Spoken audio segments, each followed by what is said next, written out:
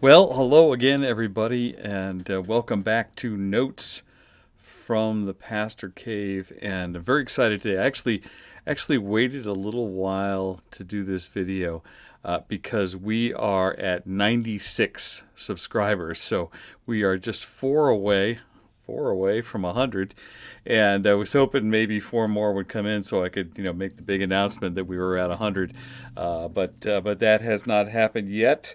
If you are just kind of wandering around YouTube and you're just running into this for the first time, we hope that you will subscribe to this.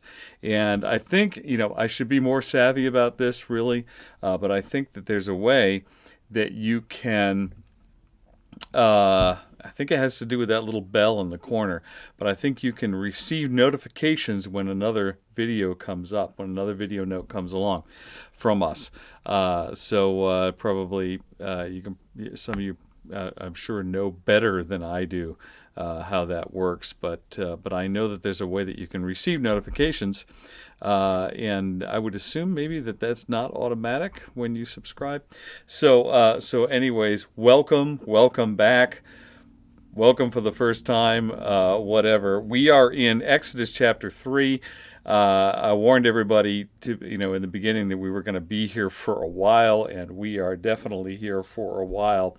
And we last time around we finished up with God calling Moses out of the bush, saying, "Moses, Moses," and Moses says, "Here I am." So there's this communication, there is this sending, and there is this receiving, and then there is this response that comes back again from Moses, and then God says in verse 5, He says, "Do not come near.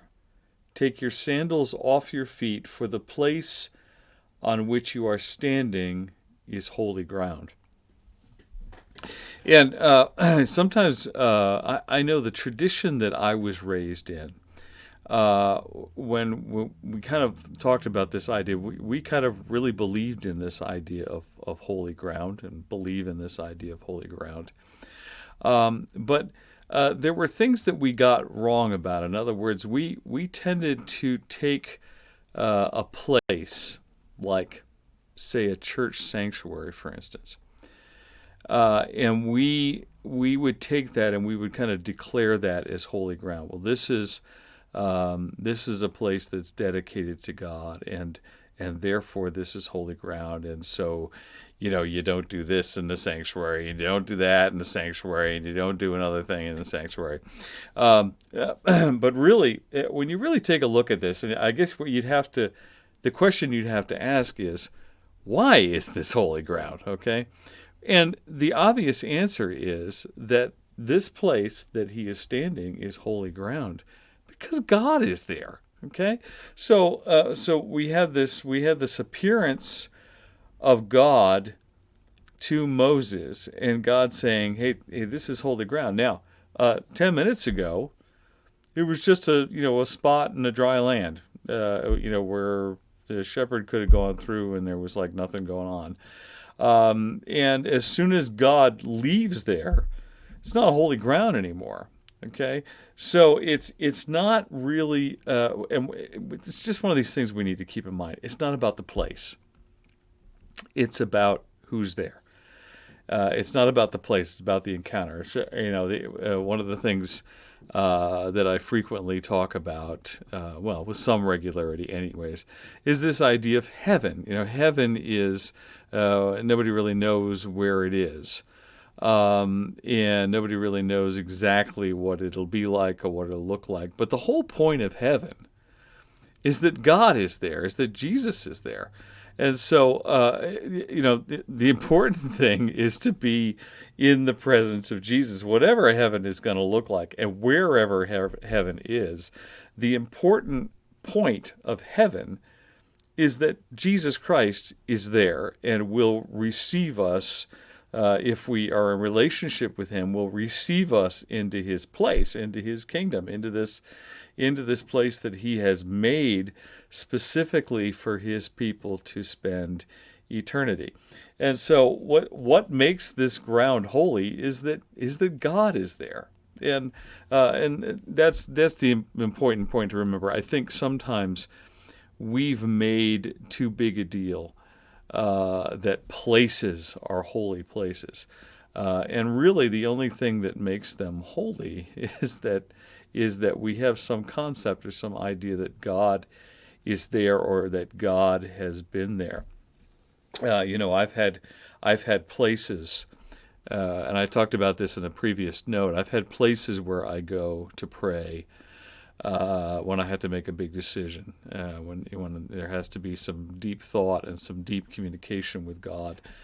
And certainly, those to me I would call them holy places, though nobody else would understand that they are. They're just places, and anybody else would walk through and walk by and might say, "Hey, this is a nice place," but not necessarily think of it as holy. It's holy for me because I've met God there. And so keep that in mind next time you're thinking about, if you're thinking about what's a holy place and what isn't a holy place. And then the other thing today that I wanted to cover is that after God says that, and then in verse 6 he said, "I am the God of your father, the God of Abraham, the God of Isaac, and the God of Jacob." And Moses hid his face, for he was afraid to look at God. Okay, so the situation here is that Moses becomes afraid, and Moses becomes afraid once he realizes exactly what he's dealing with. Okay, so up to this point, he's having this encounter. He kind of understands that there's a God thing going on here, but then all of a sudden, he is hit with the reality that he's face to face with God, and maybe we'll go into this someday, but I would argue that this is actually a pre-incarnate appearance of Jesus Christ. Okay, because our old Charlton Heston Ten Commandments idea of this moment is that that's God the Father that's in the bush. I actually think it's God the Son that's in the bush. Not that it really matters because they're both part of the Trinity, but he's having this encounter with God, and it makes him afraid, and of course God has to deal with that with him, but he becomes that way after realizing exactly the situation that he's in, that he's actually there very close to God. And so when he realizes how close to God he really is, that's when that kind of breakdown moment comes for him. And here's the funny thing about relationship with God: we really need those encounters in our lives. If we're kind of just holding God at a distance, and oh yeah, this is His Word, and I read His Word, and oh yeah, I pray, and God is to be encountered, and there are times, there really needs to be times in our lives when we encounter God in such a powerful way, that we encounter God in such a closeness that it kind of knocks us off our hinges. And there were a lot of people that would reject that idea. Oh, God would never want me to be in an uncomfortable situation with Him. I don't agree with that. I think that God wants to put us in uncomfortable situations with Him, because I think those are the moments that we really change.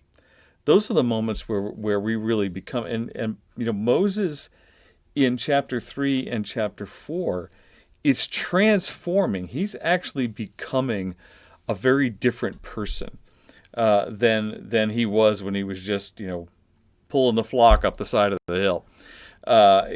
Now there's something that's going to happen, and it has to do with this encounter. But it has to do with the closeness and the discomfort of this encounter. Moses is afraid, and that knocks him off of his, as I said, knocks him off of his hinges. And this is where Moses now has an opportunity to change, and he really has the opportunity to become everything that God wants him to be, so that he can take on this gigantic mission.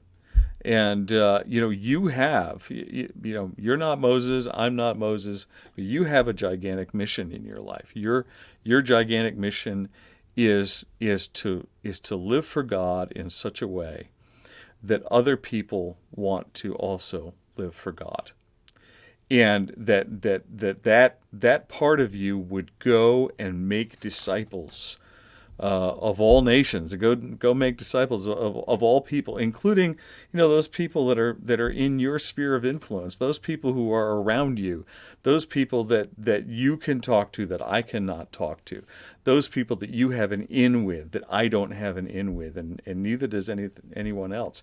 You are the sole representative of Jesus Christ in their lives. That's a huge mission.